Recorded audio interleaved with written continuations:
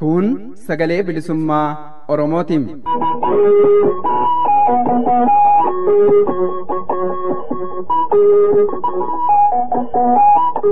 Sagaleen bilisummaa Oromoo dambalii gabaabaa meetir baandii 19 kiiloo heerzii 15,420 irratti jimaataa fi dilbata galgala sa'aatii 8 haga sa'aatii 8 walakkaatti afaan Oromootiin roobii ammoo galgala sa'aatii 8 haga sa'aatii 9tti afaan Oromootiin wal duraa duubaan qophiilee dabarsuu amma jalqabama. Kun sagalee bilisummaa Oromootiin.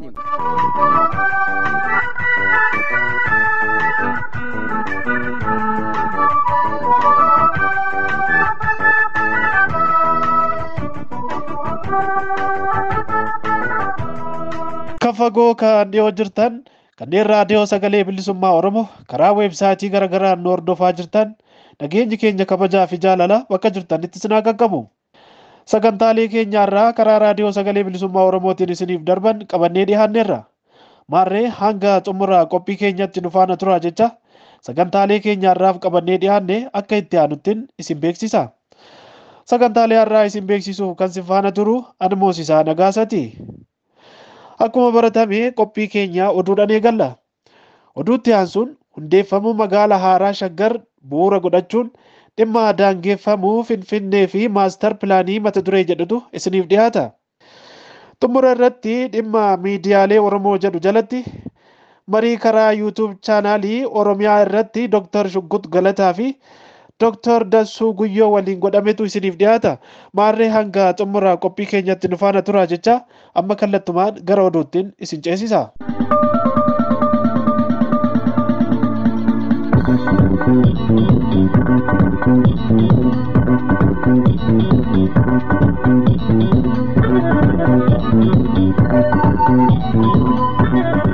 Kam jirtan dhaggeeffattoota keenya oduu yeroo kanaa qabnu sin dhageechisna. Oduu yeroo kanaa kan isin dhageechisu an Shumburaa Odaati. Guyyaa wareegamuu abbootii gadaa Karrayyuu guutuu addunyaatti yaadatamee oole. Guyyaan yaadannoo waggaa tokkoffaa abbootii gadaa Karrayyuu humna mootummaa abbaa irree Itoophiyaan haala sukkaneessan itti ajjeefaman mudde tokko hawaasa Oromoo Karrayyuu fi hawaasa Oromoo guutuu addunyaa biratti guyyaa kaleessaa yaadatamee oole. Keessumaa karaa miidiyaalee hawaasaa irraan waggaa tokkoffaan yaadannoo kun bal'inaan dhimmoota adda addaan wal qabatee gaggeeffamee jira. Jechaan gara jabinaan guutame sirna Oromoo fi Oromummaa balleessuuf hojjetuun abbootii gadaa Karrayyuu irratti raawwatame abadan hin dagatamu. Abbootiin gadaa Karrayyuu wareegamanis bara baraan dhalootaa dhalootatti seenan isaanii ni yaadatama. Guyyaan wareegama sukkaneessaa isaanis kabajaan ni yaadatama jechuun hawaasni Oromoo guutuu addunyaa jiran yaada isaanii kennataniiru. Jechaan abbootii gadaa Karrayyuu irratti mootummaa biltsiginnaan raawwatames haga yoonaa kan hin dhaabbatinii fi haga guyyaa har'aatti ajjeefamaa jiraachuun uummanni dubbataniiru. Ajjechaa sukkaneessan gurmuu abbootii gadaa Karrayyuu irratti raawwatame waggaa tokko boodallee haqni isaanii kun ifa ba'ee murtoon kanneen ajjechaa jumlaan kana raawwatan irratti hin darbin jira.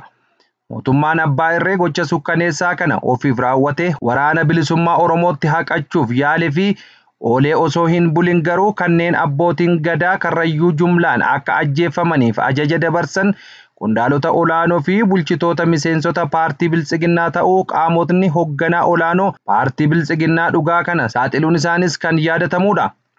Akkasumas gumiin mirgoota namooma Itoophiyaa qorannoo godheen kanneen abbootii gadaa Karrayyuu irratti ajjeechaa raawwatan qondaalota mootummaa ta'uu ragaa guutuu argadheera jechuun ibsa baaseen beeksisuun isaa ni yaadatama. Lammiileen Oromoo biyya Neezerlaandii fi UK jiraatan gocha diinummaa murni biltsiginnaatiin Oromiyaa keessatti raawwatamaa jiru balaaleffachuuf muddee tokko 2022 magaalota Zaa'eegii fi Londanitti hiriira gaggeessan. Lammiileen hiriira waldaa hawaasa Oromoo Neezerlaandiin qindaa'e irratti argaman haleellaa xayyaaraa fi yakka ajjechaa bifa adda addaatiin humnoota mootummaa biltsiginnaa Dr. Abiy Ahmediin durfamu uummata Oromoo irratti raawwatamaa jiru mormaniiru. Yakka faannoo fi hidhattoota Amaaratiin akkasumas humnoota sirna biltsiginnaan bobbaasin uummata jumlaan fixaa jiru dhaabsisuuf hawaasni addunyaa akka tarkaanfii fudhatu gaafatanii jiru. Kana malees waraanni mootummaa namoota nagaa ajjeesuu, qe'ee uummataa gubuu, namoota jumlaan hidhaatti guuruu fi yakkoota jajjaboo uummata irratti raawwataa jiru kan jedhuun hawaasni Oromoo hiriira ba'an kunniin waraanni Oromiyaa keessatti deemaa jiru lammiilee nagaa irraan gaaga'ama hamaa geessisaa akka jiru ibsaniiru.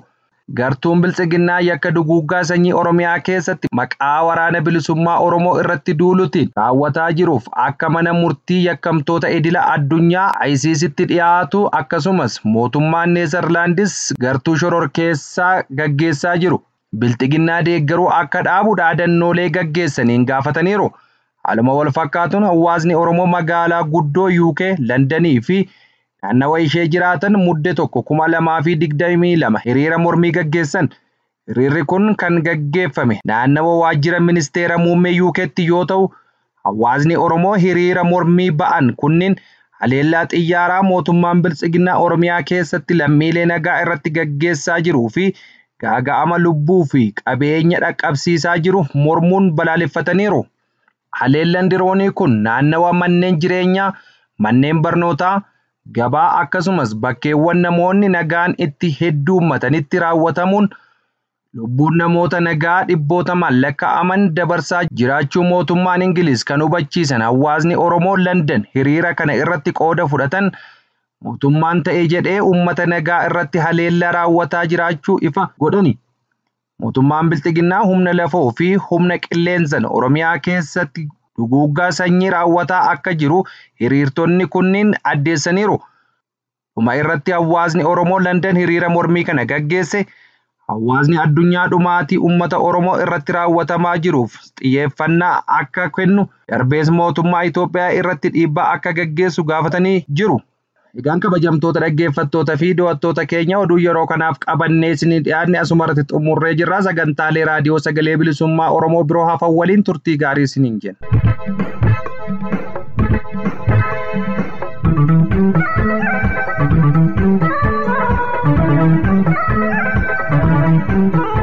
Kabajamtoota dhaggeeffattoota fi hordoftoota keenya qophiin keenya akkuma itti fufeetti jira. Amma immoo kan isiniif dhiyaatu hundeeffamuu magaalaa haaraa Shaggar bu'uura godhachuun mata duree dhimma daangeffamuu Finfinnee fi maastar pilaanii jedhutu isiniif dhiyaata. Itti dhiyaadha.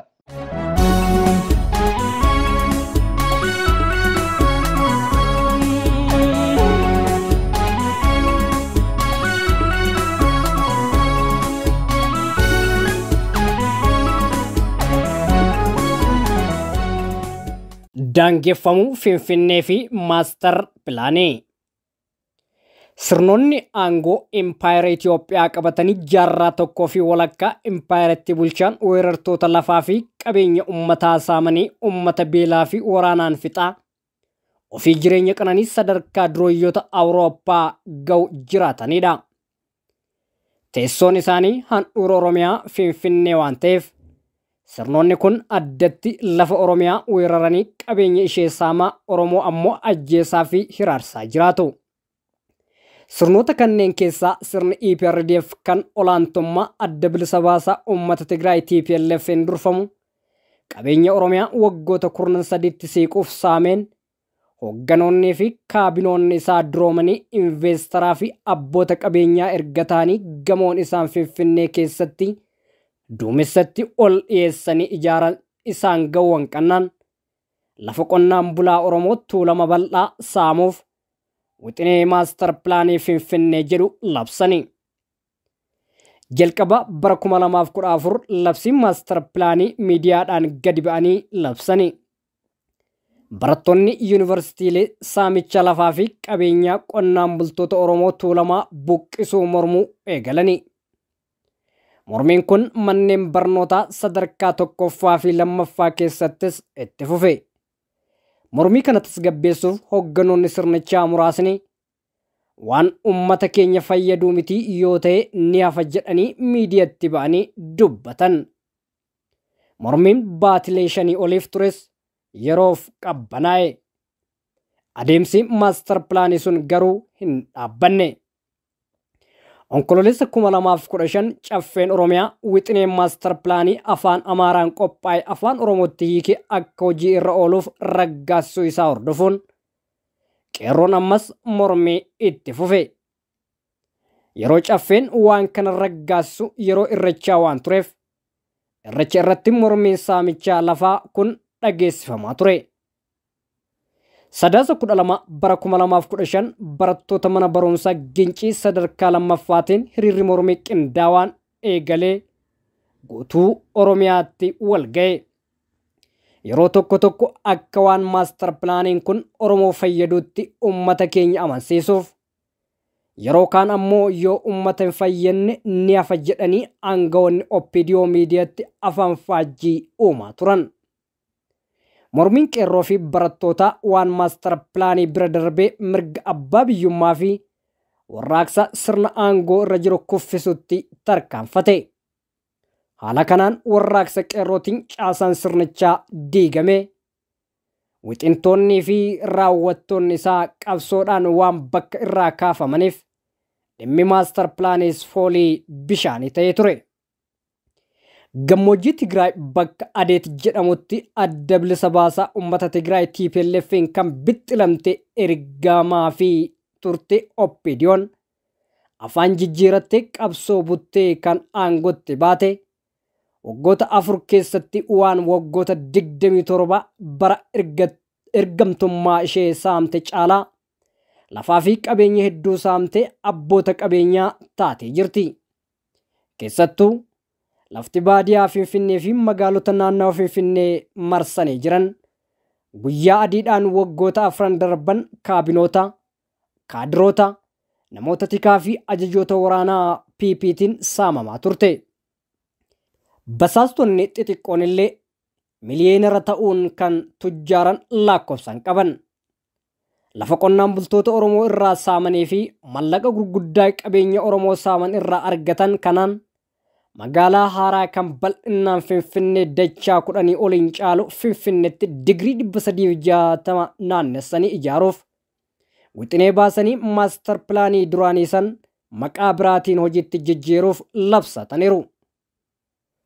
Magaalaa Finfinnee bara 1994 dura kutaa bulchiinsa 4 qofa qabdu san bara EPRDF gara lafa qonnaan bulaa Oromootti babal'isaa kan turan isaanumti xiqqaannaan ammas magaalaa haaraa Shaggar jedhamu hundeessina jedhanii tooftaa ittiin kiiloomeetira hedduu Oromoo magaalaa Finfinnee irraa fageessan baafatanii dhufan. Hagayya 17 bara 2022 magaalaa Finfinnee daangessina jedhanii bulchiinsa Shimallisii fi Adaanechi gidduu sararuun ni yaadatama. Kun qonnaan bultoota Oromoo waan fayyadu tokkollee hin qabu. Sun hundeeffama magaalaa haaraa jedhaa jiran kanaaf haala mijeeffachuuf haalduree isaanii tottolfatanidha. Wixineen magaalaa haaraa hundeessu kun kanuma maastar pilaanii duraa san ta'us akka waan Oromoof yaadanii magaalaa kophaatti hundeessanii fi jiraniitti hafarsu. Kaabinoonni fi warreen aangootti fayyadamanii lafaa fi qabeenya Oromoo saamanii tujjaaran kunneen dhibbantaan guddaan warra afaan Oromoo dubbachuu danda'an ta'uu malu. Magaalaan isaan hundeessuuf yaadan kun kan isaan keessatti investi godhan bakka bashannanaa fi gamoo babbareedaa ijaaran ta'a waan ta'eef Oromoon isaan jedhan warruma saamee duroome ibsa malee qonnaan bultoota Oromoo yoo lafa isaanii irraa buqqisuu ta'e malee waan fayyadu tokkollee hin qabu. Qonnaan bulaan Oromoo naannawa Finfinnee jiru ammas lafa isaa dhabaa jira. Lafa qotatu kan dhabe gaafa lafti isaa magaalome gamoo irratti ijaarrate jedhanii yaaduun cileedhaan cabbii jechuudha. Oromoon Finfinnee mataa ishee barbaada malee magaalaa biraa akka ijaaraniif hin gaafanne. Gaaffiin Oromoo kan heerri EPRDF keeyyanni 49 muraashan jedhu san bu'aa addaa Oromiyaan Finfinnee irraa argattu jedhus miti. Finfinneen akkuma Shaashamannee fi Naqamtee akkuma Amboo fi Yaabal'oo fa'aa magaalaa Oromiyaa keessaa tokko taate akka Oromiyaa jalatti bultuudha. Isa Oromoon gaafataa jiru deebisuu dadhabuu yookaan magaalaa haaraasii ijaarraan gaaffii bu'uuraa haqaaquuf shiruun waan baasu miti. Gaaffii kana deebisuu nafee lafa Oromoo saamanii qonnaan bultoota Oromoo daranuu buqqisanii Finfinnee irraa fageessuudhaan magaalaa haaraa ijaaruun wixinee sirna Atseewwanii hojiitti hiikuu fi sirna fiidaalizimii haaromsuudha. Akkuma sirna fiidaalizimiitti aangawoonni mootummaa qofti lafa of harka galfatanii caasaa fi firoota isaanii itti kennuun ummanni akka lafa isaanii qotee isaan gabbaree fi ergamee fi jiraatu gochuutti jiran. Kanuma duraan ummata irratti daba hojjetaa turan san babal'isuun qonnaan bulaan Oromoo warra lafa isaa irraa fudhatee irratti warshaa fi gamoo ijaareef wardiyaa fi ergamaa ta'ee akka jiraatu gochuuf wixinee karoora baasanii labsan. Oromoon kana dura dhaabbatee mormuu qaba.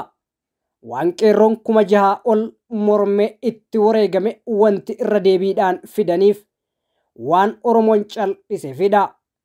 Oromoon wixinee qonnaan bulaa Oromoo qe'ee isaarraa isa buqqisu kana qofaa mormuu osoo hin taane sirna diina kana waan maraan isatti duulee jiruu fi jireenyaan isa balleessaa jiru kanatti fincilee hundeedhaan ofirraa buqqisuu qaba.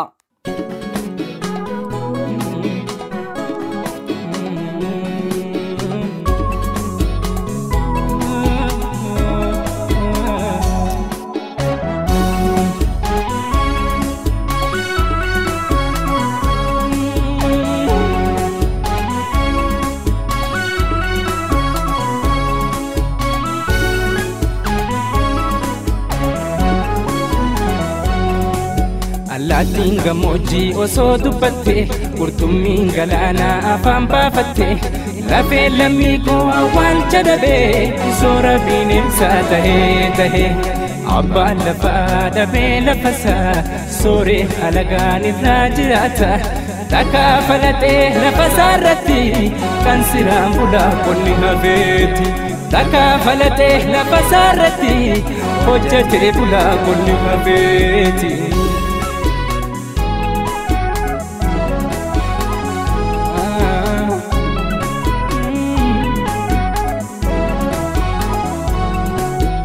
Kan turgotee gotaraa guutuu farda hin yoomee tahee kadhatu jiruu dadhabee hanqatee jiraachuu maatii facaasee alatti baqachuuf karaa hin beekne akka yaada ta'u dhumee galaansaa dhabee waan nyaatu karaa hin beekne akka yaada ta'u dhumee galaansaa dhabee waan nyaatu.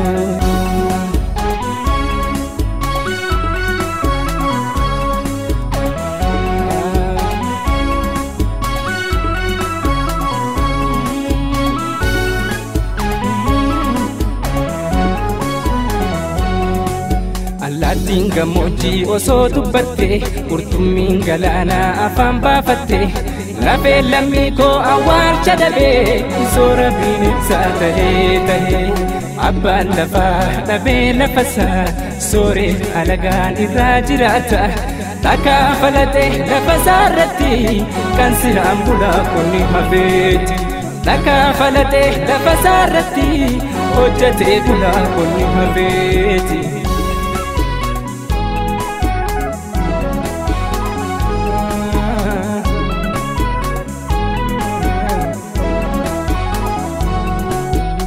Abbaan koomee jettee gaafatti immoo nabbaa malee yoom guddatti har'aa boru dhufa jettee sossobdi abdiin murannee dhufa saa'eedi boora garaan addaa seenimmaanii wareeree mataan hiraara jiruuni boora garaan addaa seenimmaanii wareeree mataan hiraara jiruuni.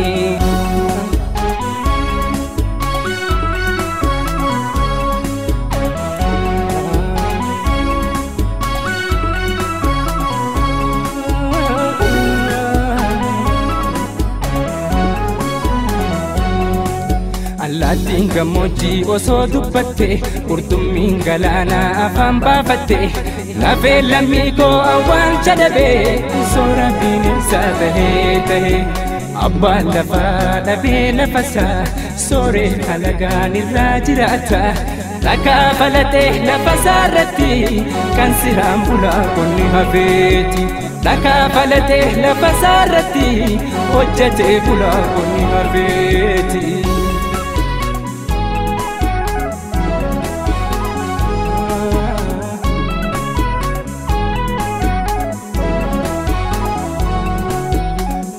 ilmaan harmee yaa'ee hin korree tokkicha deessee bakku'ee dhabdee kan silaa ergattu siin ergamtee humna hin qabneen duydi sii jitee osoo jiraattee numan jallifne ilmi sii kufee karaatti hafee osoo jiraattee numan jallifne ilmi sii kufee karaatti hafee.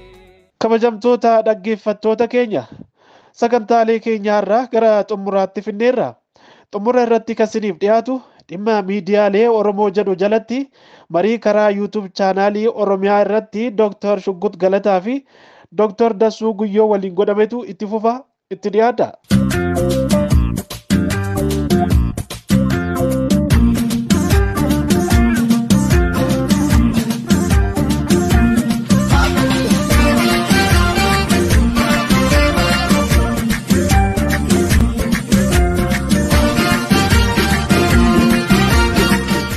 Rakkoo mari'atan maleessaatiif furmaatiin argamu kanaatiif jecha ogeeyyota har'a qabadhee Dr. Shuggutii fi Dr. Dassuu baga nagaan dhuftan jararra deebi'ee mee garuma gaa marii keenyatti seenaa yeroo darbee baay'isee wanta gadi fageenya ta'ee kaastanii ibsa kennitanii turtanii tokkoffaa deebii laattan keessaatii Naftanyaani biyya keessatti walitti dhufee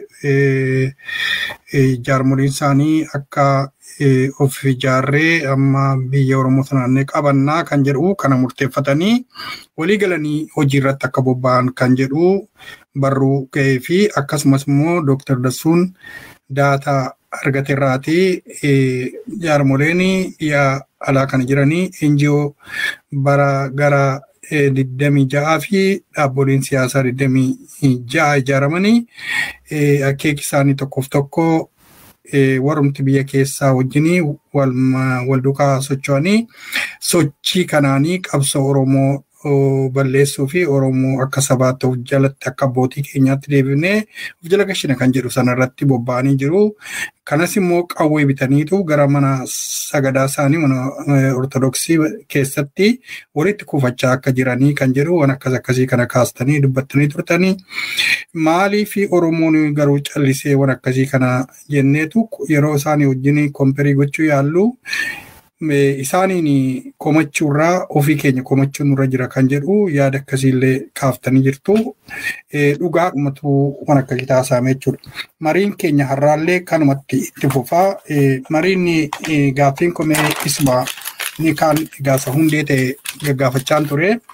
Amma har'a gaaffii kanarraan jalqabaa Dr. Shuggutiin jalqabaa ammas yeroo hundaa jechuun Oromoon isa qabu fakkeenyaa fi abaa'oo jabeessuu irra waan haaraa bixxilaa ture ammas waan akkasii irra jira. Kun maaliif ta'a laata Dooktar mee kanarratti yaada kee nu kenna.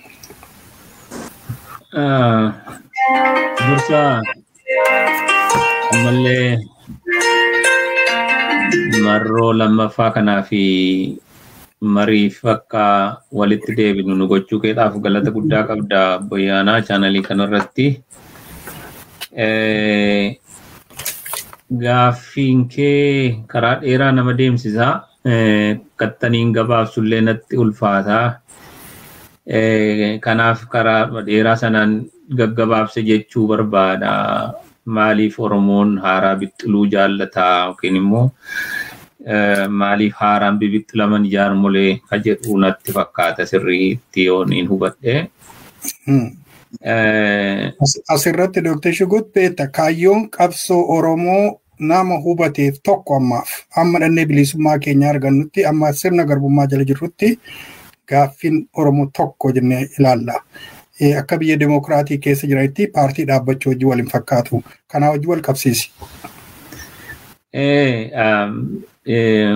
By nature ilaalchi dhala namaa bal'aadha. Uummata guddaa kana dhiisii uummata miliyoonii 50-60tti deemaa jiru turuu. Uummatni miliyoonii tokko hin taane biyyi Jibuutii jaarmiyaa siyaasaa hedduu ni qabdi. Uummatni miliyoonii tokkoyyuu kan hin taane jechaadha. Inni akkuma jirutti ta'ee Oromoon akkuma Abisiiniyaan babal'attee maqaa ishees jijjiirrattee kan Itoophiyaa Baayibilii keessatti beekamu kan Giriikonni jedhanirraa olitti uf gotottee daangaa Itoophiyaa har'a jedhamu kana Impaayera Itoophiyaa kan isheen uummatte Minilikirraa kaaseeti. Xumura jaarraa 19ffaarraa kaaseeti. Yeroo kana uummatte yeroo biyyi Itoophiyaa har'a jedhamu kun ijaarame humni tokko cabee humni tokko immoo cabseeti biyyi kun ijaarame. Inni cabe kun inni kibba bahaa, inni kibba dhihaa sirna ittiin bulaa turetu cabee, afaan isaatu cabee, aadaa isaatu cabee, amantii isaatu cabee, waa hedduutu jalaa cabe. Impaayerri Itoophiyaa biyya tokko jalatti haguugdee isa qabde kun isa keessatti hammatamuufi bara dheeraadhaan qaama Itoophiyaa, qaama heera Itoophiyaa keessatti uf arguuf, qaama mootummaa Itoophiyaa keessatti uf arguuf diidarraa gara keessaatti akkana itti falme jechuu danda'ama irra guddaa isaa. Waan argeetu exclude isa godha ture. Lafti ansaa turre, hin turre, abbaa lafaa nama gara biraadha ture, mootiin gara biraadha ture, inni biyya bulchu gara biraadha ture. Kanaaf konstitushiniin 1931, 1952 isaan kun hundinuu akkatti isa kibbaa kana ammachuu danda'ani waa xiqqoo ofitti dabalaa akka deeman kanadha argisiisaa dhufe. Amma dargiis lafti isaallee akkasuma kiflaa gariinsaas bal'achaa waa dabalaa kasiitiin deddeemaa dhufe. Oromoon Itoophiyaa keessatti sirna Itoophiyaa keessatti uf arguusaa nama kana akka namaatti keessa jiraachuusaa sana akka ideoloojiitti fudhachuu jalqabe akka ilaalcha siyaasaatti.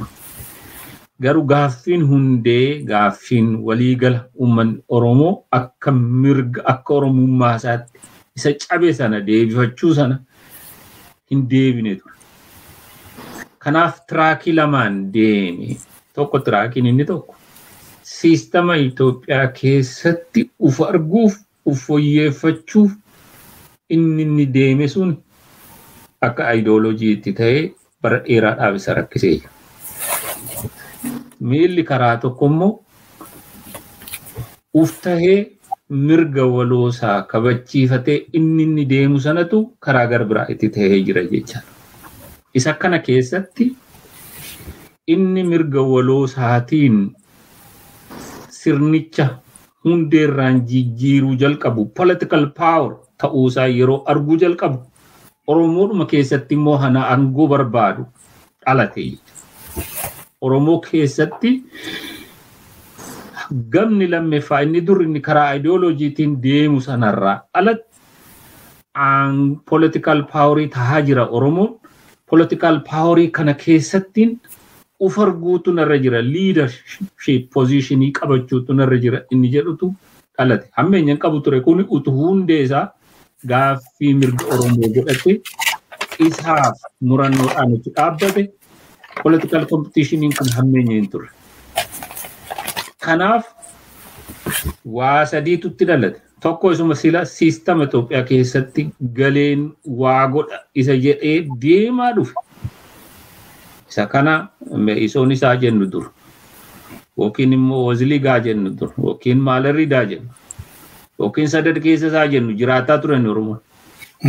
Isaan irratti dabala 1992 asitti immoo daranuu akka qabsoon bilisummaa Oromoo hundeerraan mirga deebifannaan jabaataa akka dhufeetiin immoo Oromoo keessatti aangoof uf arguutu dhalate. Utuu qabsoon bilisummaa Oromoo bakka keessa isaatti sirna dimokiraasii ijaaruu jalqabuurra utuu hin gahiin namoonni cahanii liberal politicsii keessa, social democratic keessa yookiin waan addunyaan gara biraa biyyi walaba ta'e qabdu tokko keessatti uf arguu jalqabanii aangoo akkasii sana keessa. Inni kun deebiseeti Oromummaa gaaffii hundee gaaffii ummanni Oromoo akka walootti gaafachuu qabu sana jalaa komplikeetii godhee jechaadha. Kanaafuu jaarmaan kun dhalatanii dhufanii garuu hundeerraan gaaffii uummata Oromoo sana deebisuudhaaf gahummaa godhachuu hin dandeenye. Gaaffiin uummata Oromoonni hundee bilchaataadha. Mirga nam-tokkee kabajaa, mirga waloo kabajaa, mirga saba bicuu kabaja. Kana sadanii handhuura isaa godhateeti deema. Gaaffiin mirgaa ummataa mirga sabaa akka mirgaatti qabnu nuuf kabajamuu qabaa jedha. Gaaffiin nam-tokkee akka nama tokkotti hankos dabalate kan keessas jiraatu dabalate kabajamuudhaa qabaa jedha. Gaaffiin saba xiqqaa yookiin saba bicuu nu biras jiraatan nu keessas jiraatan kabajamuu qabaa jedha. So isa kana bilchaatee jiru kana dursaniiti gara liberal politics. Isa mirga nam-tokkee duwwaa handhuura godhatee deemu sanatti warri aangoof tattaafatan gama isa garbiraas atiraaktii goone isaanitti fakkaate gara sanaatti ce'uu jalqaban.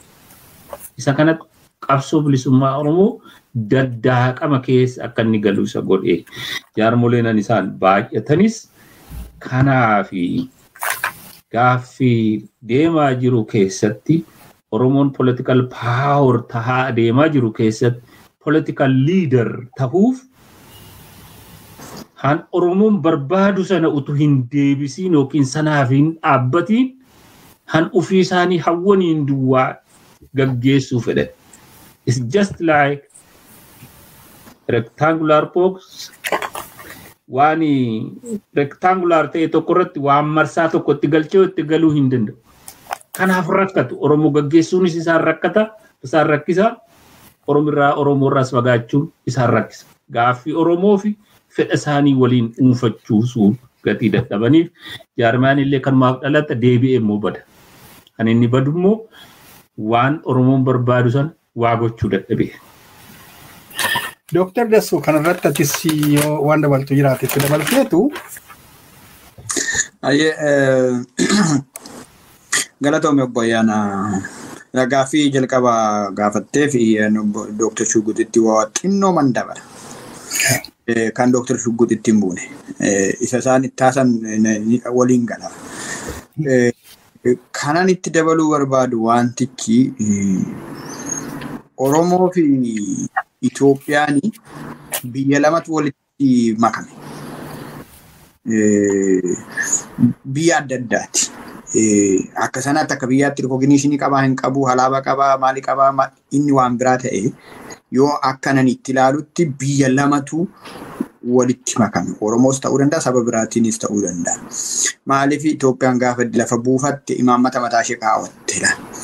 Poolisii qabdii, barnootaan, amantii, kan seera, kan bulchiinsaa, kan nageenyaa. Kana keessatti wanti nan irratti xiyyeeffachuu barbaadu barsiisaa waan ta'eef waa'ee barnootaati. Waa'ee namoota kanaa yeroo dubbannu waa'ee nama dhuunfaati. Barnoonni waan inni barsiise aadaa isaanii barsiise, amantii isaanii barsiise, afaan isaanii barsiise, maalummaa isaanii barsiise. Han isa kanaa garuu hin gate. Hinuma cufee jechaadha. Afaan Oromootiin dubbachuu hin danda'u, afaan Amaaraatiin malee. Waaqeffataa ta'e akka waaqeffannummaa isaatti itti fufuu hin danda'u, Ortodoksii yoo ta'e malee. So waan baay'eetu keessa jira. Yeroo inni kuni Oromoota isa Oromoon guddifate caalaa sirni impaayera sana re-socialize godhe. Amarize gochuuf deeme. Akka isaaniitti akka yaadu godhe. So kana keessa namoonni Oromoon fiizikaaliin isaa Oromoo ta'e garuu keessaa fuudhamee bira waan hin deemne bachuma keessa taa'ee mataansaa saayikooloojiinsaa yaadni isaa Itoophiyaa isa jedhutti akka inni hidhatu godhaniiti leenjisanii jechaadha. Kana keessa kaarikilamii keessa hundi keenya waan dabarre akkamitti akka nu barsiisan beekna. Gootni gaara malee hin jiru. Waaqayyo karaa kaabaa malee hin dhufu. Waaqayyo karaa Amaarinyaatiin malee hin dubbistu. Waa meeqas itti manii amma nama amansiisuutti deeman. sana keessa namoota ufitti qaban qaba. Inni jabaadha. Yoo inni uf gatee completely firasaa jibbee tuffatee gadaantummaa firasaa sana ittime inni cimaa namaati. Amanamummaa isaa achitti agarsiisuu fi firasaa kana gadi ifataa gadi xinneessaa maal godhaa isa kana guddisan. Hin madaksanii jechaadha. Madaksanii akka isaaniif ta'utti yoo dhaqee firasaa balleessu jabaadha. Yoo waa'ee firasaa dubbatu hin arrabsamaa, hin ifatamaa, hin ari'amaa yookiin ajjeefamayyuu ta'a. So waa'ee firasaa kan dubbanne godhanii sheeppi godhanii guddisanii jechaadha.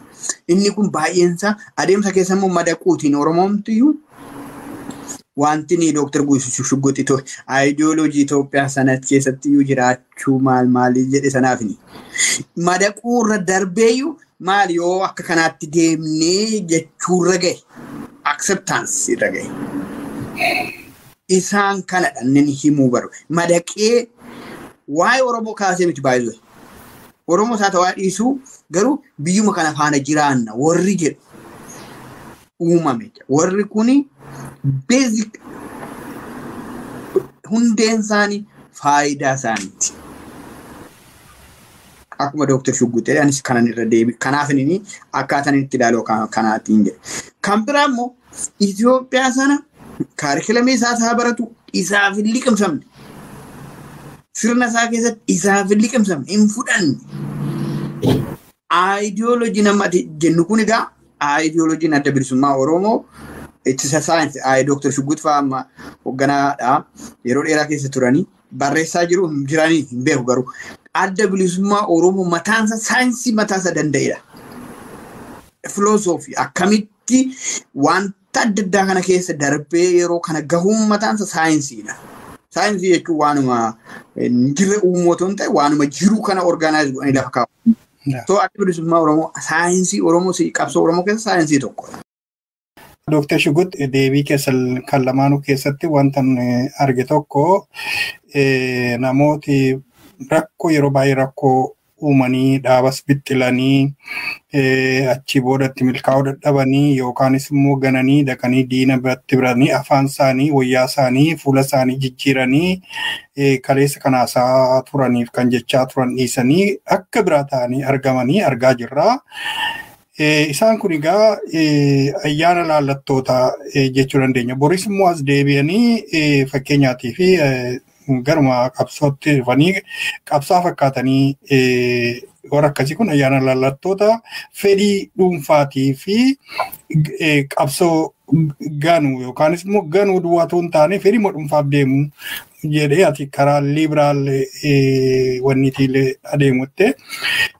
Mee balaa ayyaana laallattoota qabsoo tokko keessatti fidan fakkeenyaatiif iccitii dhaaba tokkollee gurgurachuu, horii gabaa irratti gurgurachuu, waan akkasii kana irratti kan immoo dhaabuutiif jaarmiyaan tokko balaa isaan fidan kanarraati of eeguuf maal gochuu ture jira. Lammataa asuma irratti itti dabaluu dandeessa. Isaan fakkeenyaaf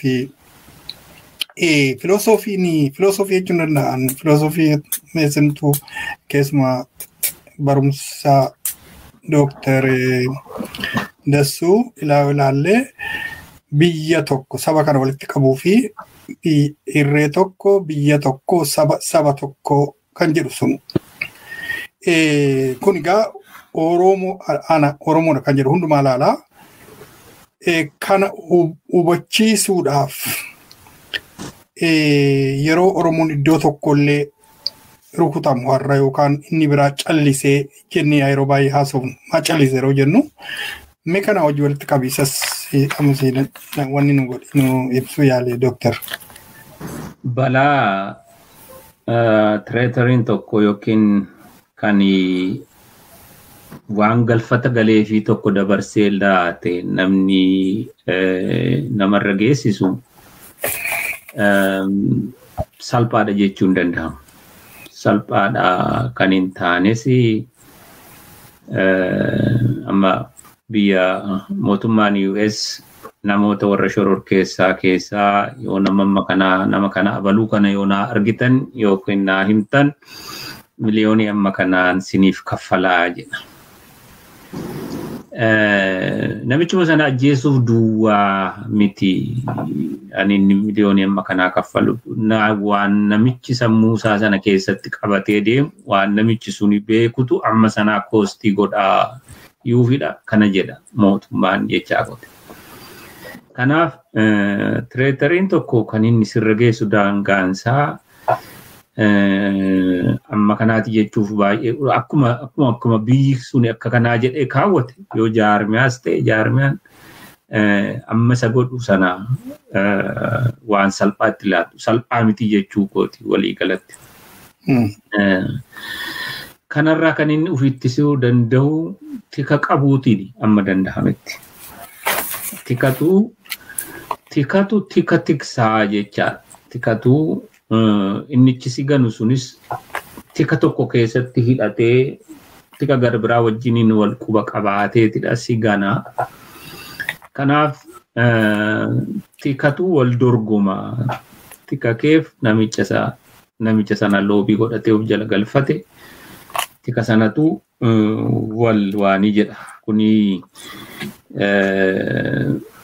ammatitti ofirraa tiksuu dandeessu amma humna tikaa ati qabdudha jechuu barbaadeen gabaabaatti.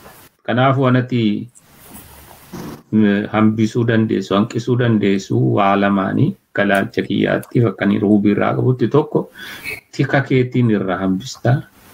Lammaffaa waan namichi suni si daafuuf deemu sana dursitee barattee caasaa hojii jijjiiruu fi political defaming garaagarii irratti hojjechuu jiru siyaasaa fi jiru jaarmiyaa jiru publicity han hojjechuun sirra jiru hojjechuu kanarratti yoo milkooftee ofirraa salphisaa deemtaa jechaadha.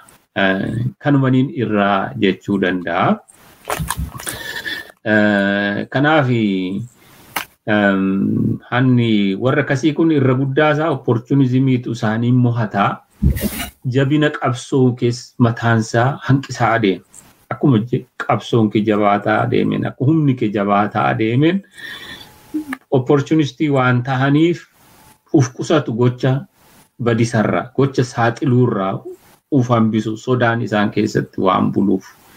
Kanaaf tika hojii jaarmiyaaf siyaasaa publicity ati hojjettu jabina qabsoo isaan kana sadantu waan kanarraa nama hanqisuu jedheetaniin herregaa gara biraa waan ati kaaste jira gaaffii. Anima isaaf kan hin kaase tokkos madda Dr. Dassuudhaaf wanni godhe suni filosoofiin jedhayyuudha yookaanis immoo isa yeroo maccaatu lamaa jalqabee isaan baay'isanii jechuun warri kana lafa kaanti yaadanii adda bilisummaa Oromoo immoo akkuma sloogaan isaa godhatee saba tokko biyya tokko hirree tokko jedhee yeroo hundaa kanaaf qabsoofna jedhee wanni suni mee moor Dr. Dassuun Bees godhee ibseera. Moor amma irratti akka hoggana dhaabaatti kanarratti warra nu banne hubachiisuu irratti ammam hojjetama. Akkamittiin hojjenneetu uummata kana Maccaaf Tuulamni irraa yaadni isaa haa madduu adda bilisummaa Oromoo immoo heera isaa keessatti saba tokko hiree tokko biyya tokko jedhee kaawwate. Saba tokko hiree tokko biyya tokko isa kanammoo dursayyuu Maccaaf Tuulama argisiiseera. Attamitti argisiisee sila Dr. Dassuun aga tokko kaaseera. Gaafichi gaafii gosaa miti. Hangafaaf quxisuu maqaatiin kaa'uu miti. Garuu gaafichi gaafii Oromooti. Deemsi keenya walitti dhufnee jirru akka Oromummaati. Isa jedhu sana maqaasaa caalaa gochaan bal'isee argisiise. Kan inni keessatti hirmaachise, kan inni sochoose gosa Oromoo hundadha. Sana duwwaa irratti hin dhaabbanne. Warra Musliimaa fi Kiristaana iddoo tokkotti fideetii han dursu Oromummaa keenyadha malee amanticha miti jedheeti waliin qalee nyaachise. Maal jechaadha kun? Oromummaaf dhaabbachuun fedha mataa ofiirras, fedha gosa ofiirras, fedha amantii ofiirras olidha. Isa jedhu jiruutiin haga tokko argisiise Maccaaf Tuulamaa. Isa kana fuudheetti heera isaa keessa kaawwate Adda Bilisummaa Oromoo. Adda Bilisummaa Oromoo bira yeroo geessu Oromoo fi Oromummaan hiika garaagarii qabanuuf. Ati Oromoo dhiiga keeti. Ani Oromoo. Dr. Dassuun Oromoo. Dr. Abiy Oromoo. Eenyuun Oromoo amma abbichi ani Oromoodhaaf jedhetti. Amma abbichi ani Oromoodhaaf jedhetti Oromoo. Oromummaan keenya garuu garaagara.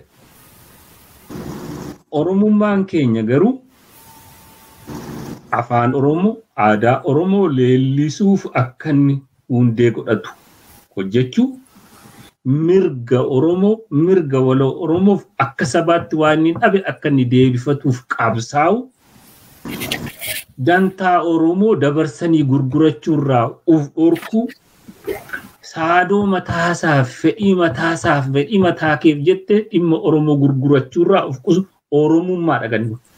By definition, Dr. Asaffaa, Professor Asaffaa Jaalataa daddarbee waa jedha. Exactly Oromummaa fi Oromoon tokko miti. Oromummaa kun namni narraa fudhatu hin jiru jedha. Opiniyoon tokko dhaqee dhaabbatee gurguratee shaqqalee waan arga isaa godhatee deebi'a. Oromoo isaa kan isarraa fudhatu hin jiru. Oromummaa isaa garuu duruu gurgurateerani. Isa kanadha. Garaagarummaan jiru jechuu barbaada. Edda amma biyya tokko, hiree tokko jette amantaa faana isaarra Oromummaa keessa cimsachuu danda'u sirri jira jecha.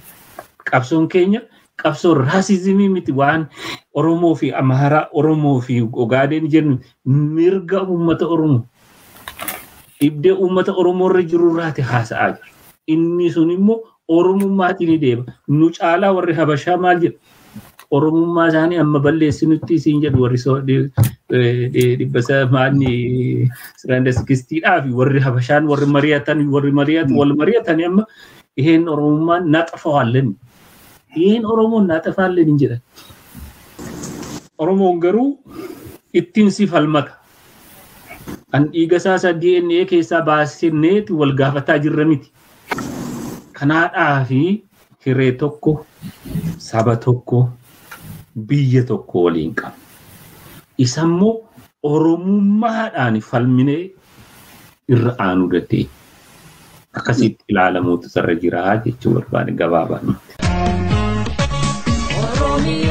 Oromiyaan biyya gootoota biyya aboo banduraa qabsaawwan ilmaan kee herreegamtee fatan yoomii warraa.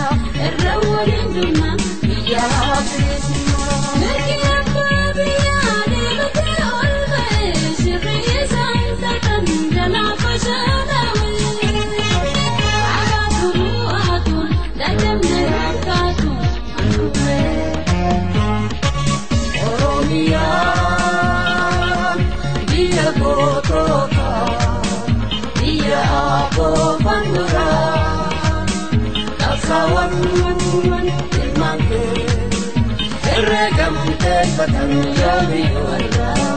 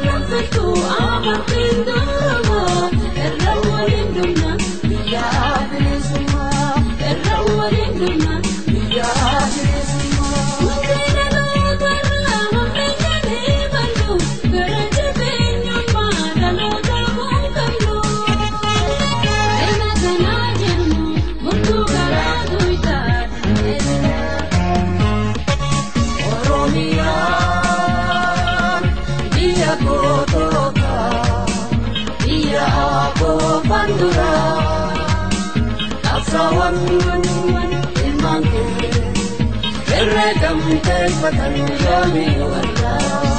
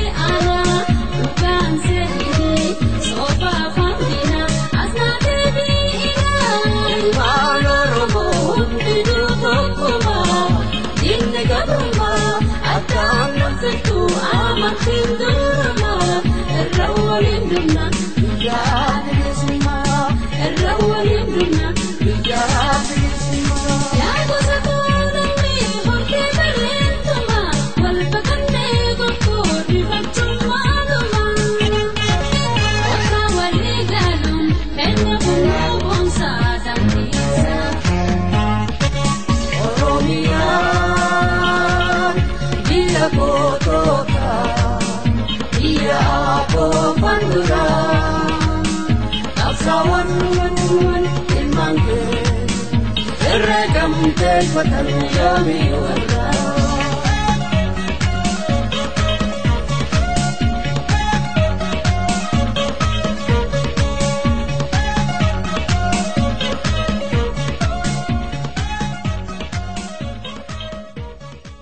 Kabajamtoota dhaggeeffattoota fi hordoftoota keenya sagantaaleen keenya irraaf qabannee dhiyaanne kanumaan goolabneerra.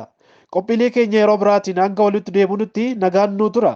Injifannoon uummata Oromoof.